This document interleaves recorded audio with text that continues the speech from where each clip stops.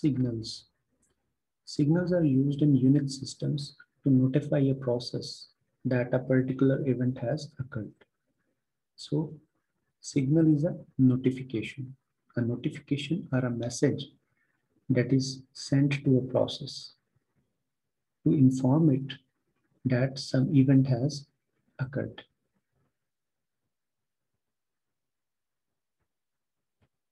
There are two types of signals: synchronous signals and asynchronous signals. These types are based on the source and reason for the event. In synchronous signals, process itself casts the event. So synchronous signal is a signal in which process itself has cast the event. And synchronous signal is delivered to the same process. The process which cast the event, this process will receive the signal. So this process which has cast the event, this process is going to receive the signal. Example of the synchronous signal is illegal memory access. So when a program attempts to read or write to a memory address that is outside its address space, then illegal memory access signal will be generated. And this signal will be sent to the process who is trying to access this memory location, which is outside its address space. Another example of the synchronous signal is divide by zero. So whenever a program performs this operation, to prevent this program from crashing, a signal will be sent to the program that it is trying to perform an operation that is not valid. Asynchronous signals. Asynchronous signal is caused by an event that is external to the running process. So in this case, the process which is sending the signal and the process which is receiving the signal, the running process or the receiving process, these are two different processes. So this running process itself has not caused the event, as we have seen in synchronous signals case. Asynchronous signal is sent from another process. Example of the asynchronous signals include, for example, when a user presses Control-C combination of keys. User will press this key combination in an attempt to terminate the running process. So whenever a user will press this key combination, a signal will be sent to the running process. Another example is timer expired. So whenever the timer will be expired,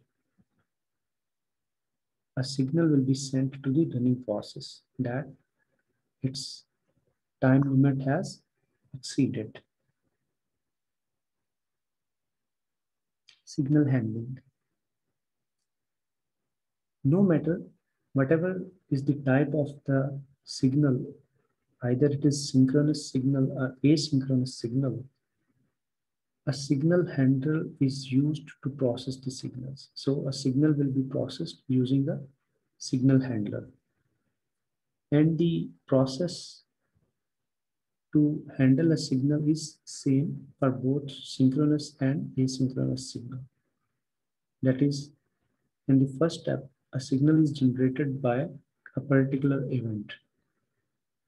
So this signal is delivered to a process. And in the third step, signal will be handled by a handler. There are two types of signal handler: a default handler and a user-defined handler. Every signal has a default handler that kernel runs when handling the signal. So default handler is provided by the operating system. Operating system will run this handler if there is no user-defined handler. So every signal has a default handler that is provided by the operating system. And each signal will have a different handler. User-defined signal handler can override the default signal handler. So a user may also provide its own signal handler, that how a signal will be handled. And if a user has defined its own signal handler, then this signal handler will execute. The default handler will not execute in case of an event. In single-threaded applications, signals are always delivered to a process. So whenever we are having applications that have single flow of control, in these processes, signal will be delivered to the process. The problem occurs when we have a multi-threaded application. And where should a signal be delivered for multi-threaded process? So if there is a multi-threaded process and some event has occurred, then which thread of this process is going to receive the signal? So this is an issue in multi-threaded process. There are different options. The first option is deliver the signal to the thread to which the signal applies. That is, only a thread will receive the signal to which this signal belongs. The other option is deliver the signal to every thread in the process. So all the threads in the process will receive the signal. The third option is deliver the signal to certain threads in the process. So some certain threads in the process will receive the signal. And finally, assign a specific thread to receive all signals for the process. So there will be a particular thread in the process, and this thread will be responsible to receive all the signals, no matter which thread has caused the signal, or either it is a signal that has been sent from an external process. So which option to choose from?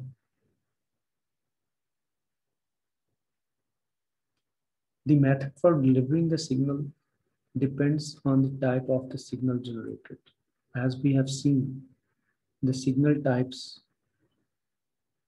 can be put into two classes, synchronous signals and asynchronous signals. These classes have been defined on the basis that what is the source and reason for the event.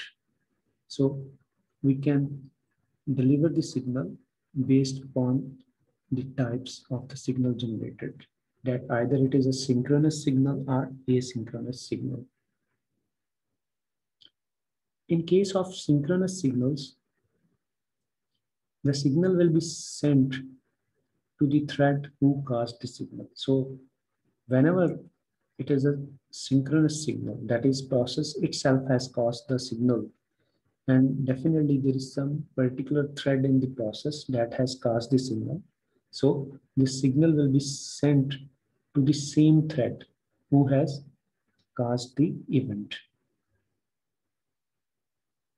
In case of asynchronous signals, there is some other process who has caused the event. So how these signals will be delivered? In case of asynchronous signals, some asynchronous signals, such as a signal that terminates a process, which is the Control C key combination. Whenever a user will press this key combination in order to terminate a process, this signal will be delivered to all the threads, because user wants to terminate this particular process. So all the threads of this process need to be terminated. So all the threads will receive this signal.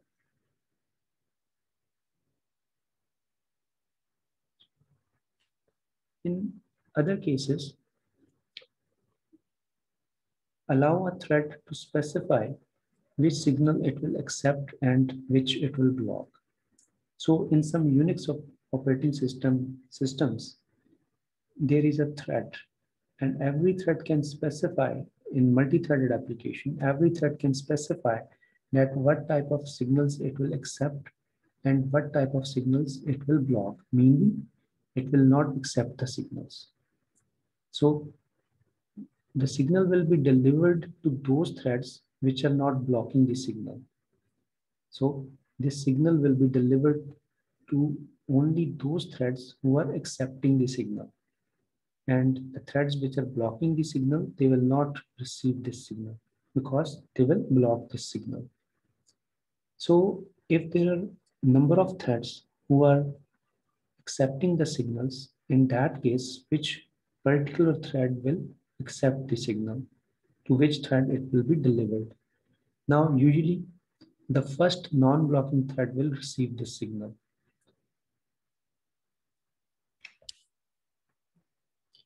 Another issue is thread local storage. Thread shares the data of the process with other threads. Recall, one of the benefits of multi-threading is data sharing. That in multi-threaded application, all the threads, they share the data of the process with other threads.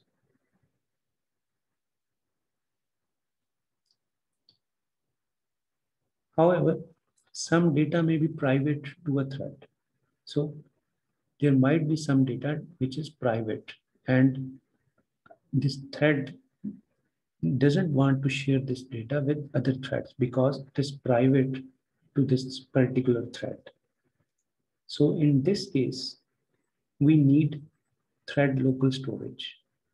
So whenever a thread has private data, which it doesn't want to share with other threads, we will need thread local storage. Thread local storage is different from the local variables. How it is different from the local variables? Because local variables are only visible in a function boundary.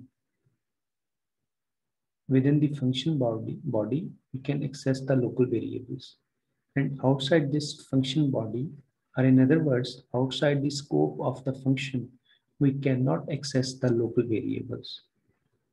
Whereas thread local storage data is available to different thread functions. This means if a thread is working on different functions, all these functions will access the thread local storage data. So thread local storage data is available across different function boundaries that this particular thread is going to invoke. Thread local storage data is similar to static data, but unique for each thread. This means, as you know, static data is same for all the functions in a program. It is same for all the objects that belong to a process. However, thread local storage data is unique for each thread because it is different for every thread.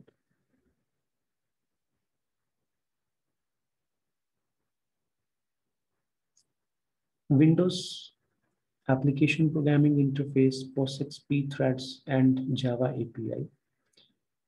All these thread libraries support thread local storage.